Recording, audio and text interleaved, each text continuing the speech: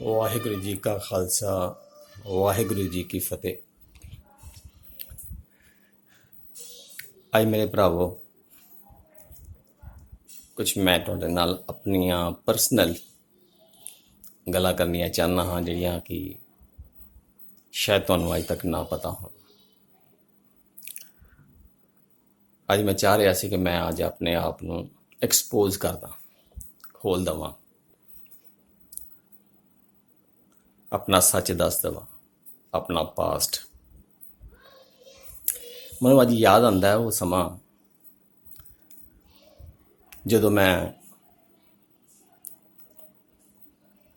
ਆਪਣੀਆਂ ਜ਼ਰੂਰਤਾਂ ਦੀਆਂ ਭੁੱਖਾਂ ਕਰਕੇ ਦਰ ਦਰ ਭਟਕਦਾ ਹੁੰਦਾ ਸੀ। ਕਦੀ ਕਿਸੇ ਗੁਰਦੁਆਰੇ, ਕਦੀ ਕਿਸੇ ਗੁਰਦੁਆਰੇ 'ਚ, ਕਦੀ ਕਿਸੇ ਮੰਦਰ 'ਚ, ਕਦੀ ਮੜੀ ਮਸਾਨੀ, ਜਿੱਥੇ ਵੀ ਕੋਈ ਦੱਸਦਾ ਸੀ ਕਿ ਫਲਾਣੀ ਜਗ੍ਹਾ 'ਤੇ ਜਾਣ ਨਾਲ, ਫਲਾਣੇ ਗੁਰਦੁਆਰੇ ਜਾਂ ਫਲਾਣਾ ਮੰਦਰ ਜਾਂ ਫਲਾਣੀ ਸਮਾਧ ਜਾਂ ਫਲਾਣੀ ਕਬਰ 'ਤੇ ਜਾਣ ਨਾਲ ਉੱਥੇ ਸਾਰੀਆਂ ਮੰਗਾਂ ਦੀ ਪੂਰਤੀ ਹੋ ਜਾਂਦੀ ਹੈ। ਤਾਂ ਮੈਂ ਸਾਰੀ ਜਗ੍ਹਾ ਜਾਣਾ ਸ਼ੁਰੂ ਕਰਤਾ, ਜਿੱਥੇ ਕੋਈ ਦੱਸਦਾ ਸੀ ਉੱਥੇ ਚਲੇ ਜਾਣਾ। ਲਾਲਚੀ ਸੀ ਅੰਦਰੋਂ, ਉਦੋਂ ਤੇ ਪਤਾ ਨਹੀਂ ਸੀ, ਅੰਦਰ ਲਾਲਚ ਭਰਿਆ ਪਿਆ ਸੀ। ਲਾਲਚ ਦੀ ਪੂਰਤੀਆਂ ਕਰਕੇ ਮੇਰਾ ਕੋਈ ਧਰਮ ਤੇ ਕਿਸੇ ਤੇ ਸ਼ਰਧਾ ਨਹੀਂ ਸੀ। ਮੈਂ ਤਾਂ ਸਿਰਫ ਆਪਣੇ ਲਾਲਚ ਦੀ ਪੂਰਤੀਆਂ ਕਰਕੇ ਗੁਰਦੁਆਰੇ ਜਾਂਦਾ ਸੀ, ਮੰਦਰ ਜਾਂਦਾ ਸੀ, ਮੜੀਆਂ ਮਸਾਨਾ, ਕਬਰਾਂ ਨੂੰ, ਸਾਰਿਆਂ ਨੂੰ ਪੂਜਦਾ ਸੀ। ਅਸਲ 'ਚ ਪੂਜਦਾ ਉਹਨਾਂ ਨੂੰ ਨਹੀਂ ਸੀ, ਕਿਸੇ ਨੂੰ ਸਮਝ ਨਹੀਂ ਹੈ। ਮੈਂ ਤੁਹਾਨੂੰ ਆਪਣਾ ਭੇਦ ਦੱਸ ਰਿਹਾ, ਸੱਚੀ ਗੱਲ ਹੈ। ਮੈਂ ਤੇ ਮਾਇਆ ਦਾ ਪੁਜਾਰੀ ਸੀ। ਮੈਂ ਤਾਂ ਆਪਣੀ ਮਾਇਆ ਦੀ ਮੰਗਾਂ ਪੂਰੀਆਂ ਕਰਨ ਕਰਕੇ ਹੀ ਸਾਰੀ ਜਗ੍ਹਾ ਜਾਂਦਾ ਸੀ। ਤੇ ਲੋਕ ਮੈਨੂੰ ਬੜਾ ਧਰਮੀ ਸਮਝਦੇ ਸੀ, ਬੜਾ ਚੰਗਾ ਬੰਦਾ ਹੈ ਜੀ, ਦੇਖੋ ਸਾਰਿਆਂ ਨੂੰ ਬਰਾਬਰ ਸਮਝਦਾ ਹੈ, ਇਹ ਤਾਂ ਮੰਦਰ ਵੀ ਚਲਾ ਜਾਂਦਾ ਹੈ, ਇਹ ਤਾਂ ਮੜੀ ਮਸਾਨੀ ਵੀ ਪੂਜਦਾ ਹੈ, ਇਹਦੇ 'ਚ ਜਰਾ ਵੀ ਕੱਟੜਤਾ ਨਹੀਂ ਹੈਗੀ। ਤੇ ਸੁਣਨ 'ਚ ਵੀ ਅੱਛਾ ਲੱਗਦਾ ਸੀ। ਹਕੀਕਤ ਕਿਸੇ ਨੂੰ ਨਹੀਂ ਪਤਾ ਸੀ ਕਿ ਮੈਂ ਕਿਸੇ ਨੂੰ ਮੰਨਦਾ ਵਾਂ, ਉਹਦੇ ਪਿੱਛੇ ਕਾਰਨ ਕੀ। ਮੈਂ ਤਾਂ ਮਾਇਆ ਨੂੰ ਮੰਨਦਾ ਵਾਂ, ਮੈਂ ਤਾਂ ਆਪਣੇ ਲਾਲਚ ਦੀ ਪੂਰਤੀ ਕਰਨ ਜਾਂਦਾ ਸੀ। ਲੋਕ ਮੈਨੂੰ ਧਰਮੀ ਸਮਝੀ ਜਾਂਦੇ ਸੀ। ਇਹ ਭੇਦ ਅੱਜ ਤੱਕ ਕਿਸੇ ਨੂੰ ਨਹੀਂ ਪਤਾ। ਪਰ ਮੈਂ ਕਿਹਾ ਚਲੋ ਦੱਸ ਹੀ ਦੇਵਾਂ ਕਿ ਲੱਭ ਤੇ ਲੋਭ ਦੋਨੋਂ ਚੀਜ਼ਾਂ ਮੇਰੇ ਅੰਦਰ ਸੀ, ਲਾਲਚ ਵੀ, ਲੱਭ ਵੀ। ਤੇ ਮੈਨੂੰ ਐਂ ਲੱਗਦਾ ਸੀ ਕਿ ਇੱਥੇ ਜਾ ਕੇ ਮੇਰੀਆਂ ਮੰਗਾਂ ਦੀ ਪੂਰਤੀ ਹੋ ਜਾਣਗੀਆਂ। ਸੋ ਚਲੋ ਬੜਾ ਟਾਈਮ ਗੁਜ਼ਾਰਿਆ ਇਸੇ ਤਰ੍ਹਾਂ ਹੀ, ਕਾਫੀ ਟਾਈਮ। ਪਰ ਫਿਰ ਮੈਨੂੰ ਕੋਈ ਐਸਾ, ਕੋਈ ਐ ਕਹਿ ਲਓ ਆਪਣੇ ਆਪ ਨੂੰ ਗੁਰਸਿੱਖ ਕਹਿਣ ਵਾਲਾ ਕੋਈ ਮੈਨੂੰ ਮਿਲਿਆ, ਕਿਉਂਕਿ ਉਹਦੀ ਸ਼ਕਲ ਮੇਰੀ ਸ਼ਕਲ ਇੱਕੋ ਜਿਹੀ ਸੀ, ਕਿਉਂਕਿ ਮੈਂ ਵੀ ਪੱਗ ਬੰਨ੍ਹਦਾ ਸੀ, ਸਿੱਖ ਪਰਿਵਾਰ 'ਚ ਪੈਦਾ ਹੋਇਆ ਸੀ। ਕਹਿਣ ਨੂੰ ਸਿੱਖ, ਦਾੜੀ ਮੁੱਛਾਂ ਮੇਰੀਆਂ ਵੀ ਸੀ। ਉਹਨੂੰ ਲੱਗਦਾ ਸੀ ਕਿ ਮੇਰਾ ਆਪਣਾ ਹੀ ਬੰਦਾ, ਇਹਨੂੰ ਮੈਂ ਸਮਝਾਵਾਂ ਵੀ ਤੂੰ ਐਸਾ ਨਾ ਭਟਕ, ਸਾਰੇ ਪਾਸੇ ਨਾ ਜਾ, ਤੂੰ ਜੋ ਕੁਛ ਵੀ ਮੰਗਣਾ ਹੈ ਤੂੰ ਗੁਰਦੁਆਰੇ ਜਾ, ਗੁਰੂ ਗ੍ਰੰਥ ਸਾਹਿਬ ਤੋਂ ਮੰਗ, ਤੇਰੀਆਂ ਸਾਰੀਆਂ ਜ਼ਰੂਰਤਾਂ ਪੂਰੀਆਂ ਹੋਣਗੀਆਂ। ਚਲੋ ਮੈਂ ਕਿਹਾ ਚਲੋ ਇਹ ਵੀ ਠੀਕ ਹੈ, ਹੈਗਾ ਤਾਂ ਮੈਂ ਲਾਲਚੀ ਸੀ। ਮੈਂ ਕਿਹਾ ਚਲੋ ਜੇ ਇੱਥੋਂ ਲਾਲਚ ਪੂਰੀ ਹੁੰਦੀ ਹੈ ਗੁਰੂ ਗ੍ਰੰਥ ਸਾਹਿਬ ਦੇ ਕੋਲ ਜਾ ਕੇ ਅਰਦਾਸ ਕਰਨ ਨਾਲ, ਤੇ ਫਿਰ ਕੀ ਮਾੜੀ ਗੱਲ ਹੈ। ਸਾਰਾ ਭਟਕਣ ਦੀ ਬਜਾਏ ਮੈਂ ਇੱਕ ਤੋਂ ਮੰਗ ਲੈਣਾ। ਤੇ ਮੈਂ ਗੁਰੂ ਗ੍ਰੰਥ ਸਾਹਿਬ ਦੇ ਕੋਲ ਜਾਣ ਵਾਸਤੇ ਗੁਰਦੁਆਰੇ ਗਿਆ, ਪਰ ਮੈਨੂੰ ਸ਼ਰਤ ਰੱਖੀ ਕਿ ਤੂੰ ਅੰਮ੍ਰਿਤ ਛਕ ਲੈ, ਜਿਹਨੂੰ ਅੰਮ੍ਰਿਤ ਕਹਿੰਦੇ ਨੇ, ਹੈ ਤਾਂ ਖੰਡੇ ਦੀ ਪਾਹੁਲ ਵੈਸੇ। ਤੇ ਚਲੋ ਉਦੋਂ ਮੈਨੂੰ ਲੱਗਾ ਕਿ ਹਾਂ ਅੰਮ੍ਰਿਤ ਛਕ ਲਵਾਂਗਾ ਤੇ ਫਿਰ ਮੈਂ ਗੁਰੂ ਦਾ ਪਿਆਰਾ ਹੋ ਜਾਵਾਂਗਾ ਤੇ ਮੈਨੂੰ ਮੇਰੀਆਂ ਸਾਰੀਆਂ ਮੰਗਾਂ ਪੂਰੀਆਂ ਹੋ ਜਾਣਗੀਆਂ। ਹੈਗਾ ਤੇ ਫਿਰ ਵੀ ਮੈਨੂੰ ਮਾਇਆ ਦਾ ਲਾਲਚ ਹੀ ਸੀ, ਹੈ ਤਾਂ ਲਾਲਚੀ ਸੀ ਮੈਂ। ਪਰ ਮੈਨੂੰ ਉੱਥੇ ਥੋੜ੍ਹਾ ਸੁਵਿਧਾ ਲੱਗੀ, ਚਲੋ ਬਈ ਇੰਨੇ ਲੋਕਾਂ ਦੇ ਵਿੱਚ ਲੋਕ ਨੂੰ ਆਪਣਾ ਵੀ ਸਮਝਦੇ ਨੇ, ਤੇ ਚਲੋ ਕੀ ਹਰਜ ਹੈ। ਤੇ ਮੈਂ ਅੰਮ੍ਰਿਤ ਛਕ ਕੇ ਮਰਿਆਦਾ ਨੂੰ ਪੂਰੀ ਤਰ੍ਹਾਂ ਮੰਨਣ ਲੱਗ ਪਿਆ ਤੇ ਆਪਣੇ ਆਪ ਨੂੰ ਧਰਮੀ ਹੋਣ ਦਾ ਬੜਾ ਵੱਡਾ ਭਰਮ ਪਾਲ ਲਿਆ। ਉਦੋਂ ਨਹੀਂ ਪਤਾ ਲੱਗਾ ਕਿ ਮੈਂ ਭਰਮ 'ਚ ਹਾਂ, ਕਿ ਮੈਂ ਤਾਂ ਮਰਿਆਦਾ ਦਾ ਪਾਲਣ ਕਰਿਆ। ਮਰਿਆਦਾ ਤਾਂ ਇੱਕ ਸਮਾਜ ਦੀ ਹੈ, ਸਿੱਖ ਸਮਾਜ ਜਿਹਨੂੰ ਕਹਿ ਲਓ, ਉਹਦੀ ਮਰਿਆਦਾ ਹੈ। ਚਲੋ ਸਿੱਖ ਸਮਾਜ ਦਾ ਮੈਂ ਮੈਂਬਰ ਬਣ ਗਿਆ, ਕਿਉਂਕਿ ਉਹਨਾਂ ਦੇ ਹਿਸਾਬ ਨਾਲ ਮੈਂ ਅੰਮ੍ਰਿਤ ਛਕ ਲਿਆ, ਮੈਂ ਗੁਰੂ ਵਾਲਾ ਬਣ ਗਿਆ। ਹੁਣ ਮਰਿਆਦਾ ਦੇ ਅਨੁਸਾਰ ਮੈਂ ਸਵੇਰੇ ਉੱਠ ਕੇ ਕੇਸੀ ਇਸ਼ਨਾਨ ਕਰਕੇ ਸਿਮਰਨ ਵੀ ਕਰਨ ਲੱਗਾ, ਜਿਸ ਤਰ੍ਹਾਂ ਕਿ ਉਹਨਾਂ ਨੇ ਮੈਨੂੰ ਦੱਸਿਆ। ਤੇ ਸਵੇਰੇ ਵਾਹਿਗੁਰੂ ਵਾਹਿਗੁਰੂ ਸਿਮਰਨ ਸਮਝ ਕੇ ਸਿਮਰਨ ਕਰਦਾ ਰਿਹਾ। ਅਸਲ 'ਚ ਤੇ ਮੈਂ ਚੀਕਾਂ ਹੀ ਮਾਰਦਾ ਸੀ, ਪਰ ਮੈਨੂੰ ਲੱਗਦਾ ਸੀ ਕਿ ਮੈਂ ਸਿਮਰਨ ਕਰ ਰਿਹਾ, ਕਿਉਂਕਿ ਇਹੀ ਤਾਂ ਮੈਨੂੰ ਭਰਮ ਹੋਇਆ ਨਾ। ਉਦੋਂ ਨਹੀਂ ਸੀ ਲੱਗਦਾ, ਉਦੋਂ ਲੱਗਦਾ ਸੀ ਮੈਂ ਵਾਕਈ ਸਿਮਰਨ ਕਰ ਰਿਹਾ। ਜੇ ਅਸਾਂ ਵਾਹਿਗੁਰੂ ਵਾਹਿਗੁਰੂ ਦਾ ਸਿਮਰਨ ਕਰਾਂਗਾ ਤੇ ਫਿਰ ਹੋਏਗਾ ਕਿ ਮੇਰੀ ਅੰਦਰ ਦੀ ਜਿਹੜੀ ਭੁੱਖ ਹੈ ਨਾ, ਤ੍ਰਿਸ਼ਨਾ ਦੀ, ਸ਼ਾਇਦ ਮੈਨੂੰ ਕੋਠੀ ਵੱਡੀ ਮਿਲ ਜਾਏਗੀ, ਮੈਨੂੰ ਕੋਈ ਕਾਰ ਵੱਡੀ ਆ ਜਾਏਗੀ, ਫਰਨੀਚਰ ਬਹੁਤ ਵਧੀਆ ਨਵਾਂ ਆ ਜਾਏਗਾ, ਮੈਂ ਹੋਰ ਥੋੜ੍ਹਾ ਮौज ਮਸਤੀ ਮਾਰ ਸਕਾਂਗਾ, ਪੈਸੇ ਚਾਰ ਜ਼ਿਆਦਾ ਆ ਜਾਣਗੇ, ਮੇਰੀ ਦੁਕਾਨਦਾਰੀ ਜ਼ਿਆਦਾ ਚੱਲ ਪਏਗੀ, ਕਮਾਈ ਵੱਧ ਜਾਏਗੀ। ਅਸਲ ਦੇ ਵਿੱਚ ਫਿਰ ਹੈਗਾ ਤਾਂ ਮੈਂ ਹਾਲੇ ਵੀ ਮਾਇਆ ਦਾ ਪੁਜਾਰੀ ਸੀ, ਪਰ ਮੈਂ ਚਲੋ ਉਹਨਾਂ ਦਾ ਕਹਿਣਾ ਮੰਨ ਕੇ ਅੰਮ੍ਰਿਤ ਛਕ ਲਿਆ, ਜਿਹਨੂੰ ਕਿ ਖੰਡੇ ਦੀ ਪਹਲ ਕਹਿੰਦੇ ਨੇ। ਤੇ ਅੱਖਾਂ ਮੀਚਣੀਆਂ, ਅੱਖਾਂ ਮੀਚ ਕੇ ਉੱਚੀ ਉੱਚੀ ਚੀਕਣਾ, ਤੇ ਇਹੀ ਸਭ ਮੰਨਿਆ। ਤੇ ਫਿਰ ਦੇਖਿਆ ਕਿ ਗੁਰੂ ਗ੍ਰੰਥ ਸਾਹਿਬ ਦੇ ਕੋਲ ਮੱਥਾ ਟੇਕਣਾ, ਗੁਰੂ ਗ੍ਰੰਥ ਸਾਹਿਬ ਨੂੰ ਗੁਰੂ ਪਰਮੇਸ਼ਵਰ ਮੰਨਣਾ, ਮੈਨੂੰ ਲੱਗਦਾ ਸੀ ਕਿ ਉਹ ਮੇਰੀਆਂ ਮੰਗਾਂ ਪੂਰੀਆਂ ਕਰ ਸਕਦੇ ਨੇ। ਪਰ ਉਹਦੇ ਨਾਲ ਇੱਕ ਹੋਰ ਗੱਲ ਹੋਈ, ਮੈਂ ਊਚ ਨੀਚ ਬੜੀ ਮੰਨਣ ਲੱਗ ਪਿਆ, ਪੱਕਾ ਪੰਡਤ ਬਣ ਗਿਆ ਮੈਂ। ਮੈਨੂੰ ਲੱਗਿਆ ਕਿ ਮੈਂ ਅੰਮ੍ਰਿਤ ਛਕਿਆ ਹੈ। ਪਹਿਲੇ ਤਾਂ ਮੈਂ ਸਿਰਫ ਲਾਲਚੀ ਸੀ, ਲੋਭੀ ਬੰਦਾ ਸੀ।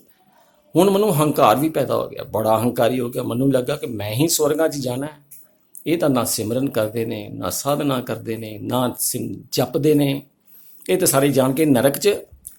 ਤੇ ਮੈਨੂੰ ਸਰਟੀਫਿਕੇਟ ਮਿਲ ਗਿਆ ਹੁਣ ਅੰਮ੍ਰਿਤ ਛਕ ਕੇ, ਮੈਂ ਤਾਂ ਪੱਕਾ ਹੁਣ ਸਵਰਗ ਦਾ ਅਧਿਕਾਰੀ ਹੋ ਗਿਆ। ਹੁਣ ਮੈਂ, ਗੁਰੂ ਸਾਹਿਬ ਖੁਸ਼ ਹੋ ਕੇ ਮੇਰੀਆਂ ਮੰਗਾਂ ਫਿਰ ਪੂਰੀਆਂ ਕਰ ਦੇਣਗੇ। ਅੰਦਰੋਂ ਫਿਰ ਮੈਂ ਮੰਗਤੇ ਦਾ ਮੰਗਤਾ ਹੀ, ਪਰ ਨਾਲ ਦੇ ਨਾਲ ਊਚ ਨੀਚ, ਝੂਠ ਸੂਚ, ਉਹਨਾਂ ਦੇ ਭਾਂਡੇ ਦੇ ਨਾਲ ਖਾਣਾ ਨਹੀਂ, ਬੈਠ ਕੇ ਖਾਣਾ ਨਹੀਂ, ਮੇਰੇ ਵਾਸਤੇ ਅਲੱਗ ਭਾਂਡੇ, ਮੇਰੇ ਵਾਸਤੇ ਕੜਾਹ ਪ੍ਰਸ਼ਾਦ ਵੀ ਅਲੱਗ ਹੋਵੇ।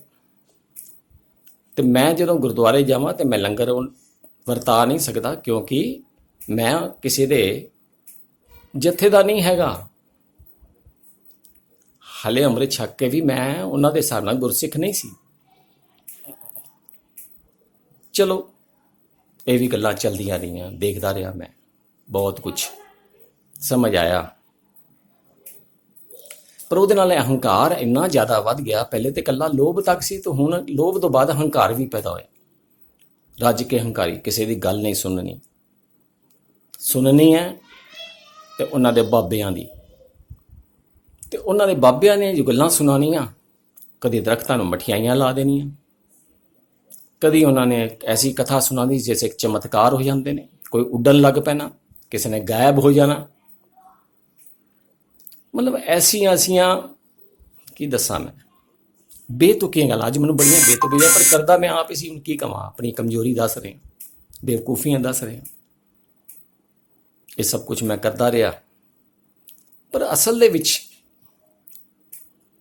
ਮਾੜੀ ਕੁਝ ਸਮਝ ਆਉਣ ਲੱਗੀ ਵੀ ਮੈਂ ਕੁਝ ਗਲਤ ਕਰ ਰਿਹਾ। ਮੈਂ ਨਾ ਹੰਕਾਰੀ ਕਿਉਂ ਗਿਆ? ਜਦੋਂ ਦੇਖੋ ਮੁੱਛਾਂ ਨੂੰ ਤਾਹ ਦੇ ਕੇ ਅੱਖਾਂ ਲਾਲ ਕਰਨੀਆਂ, ਦੂਜਿਆਂ ਨੂੰ ਘਟੀਆ ਸਮਝਣਾ, ਆਪਣੇ ਨੂੰ ਸਮਝਦਾ ਸੀ ਮੈਂ ਬੜਾ ਪਤਾ ਨਹੀਂ ਨਾਡੂ ਖਾਂ ਹੋ ਗਿਆ।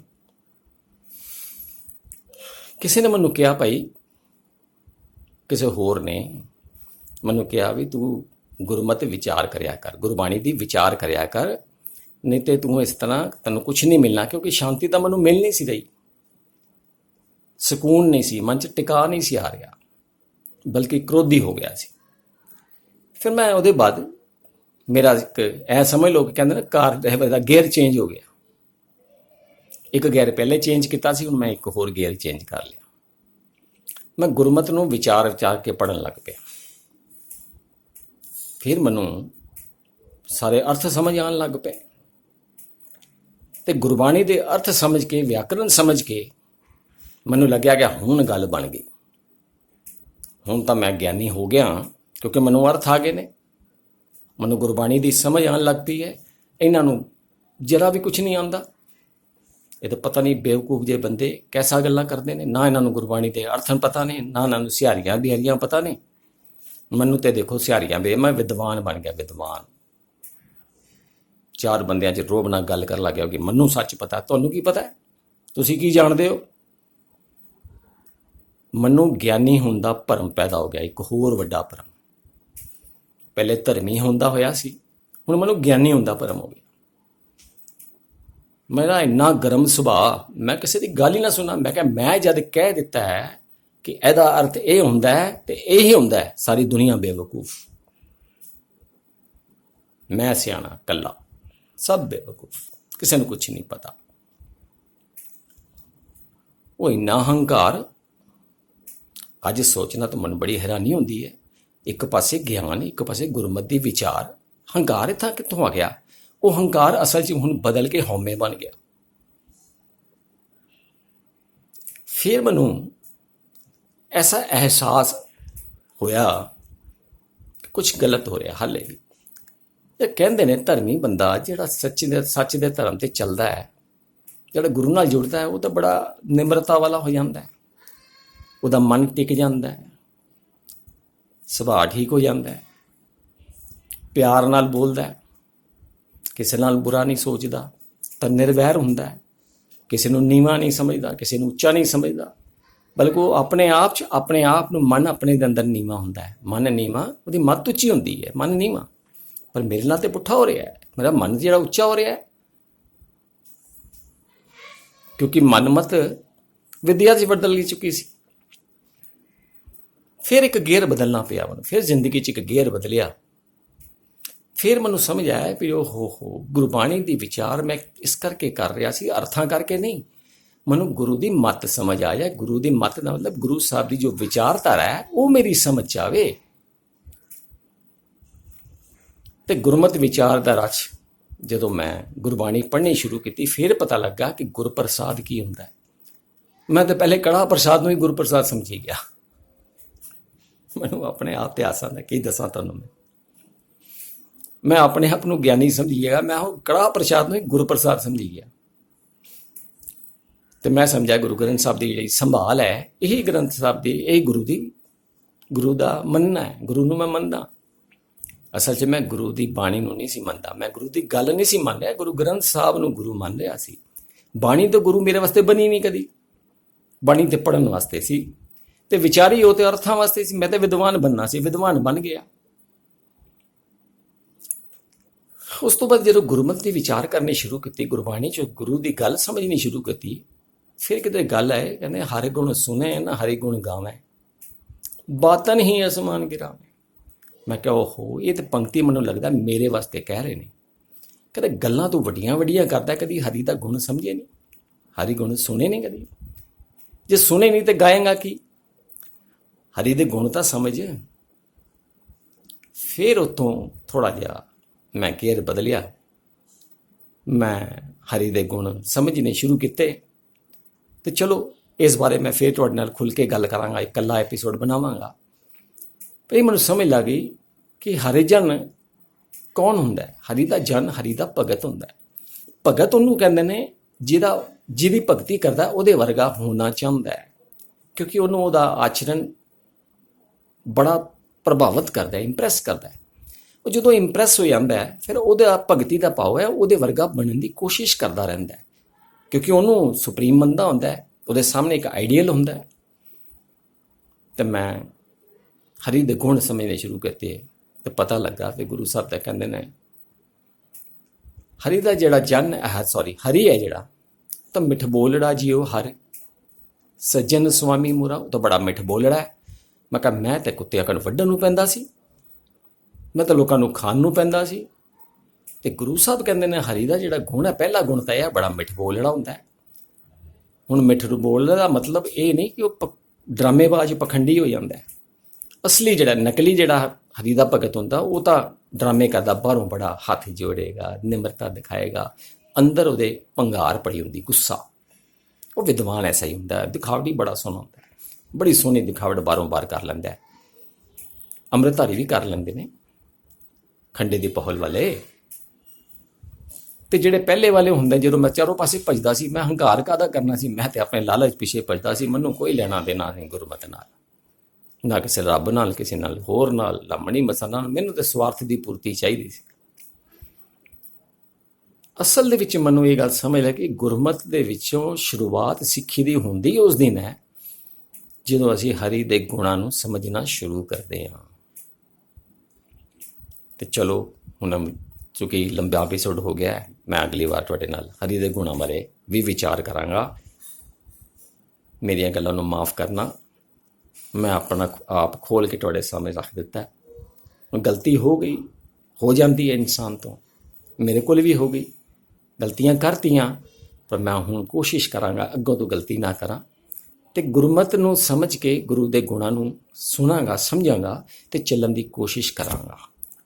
ਖਿਮਾ ਦਾ ਯਾਚਕ। ਵਾਹਿਗੁਰੂ ਜੀ ਕਾ ਖਾਲਸਾ, ਵਾਹਿਗੁਰੂ ਜੀ।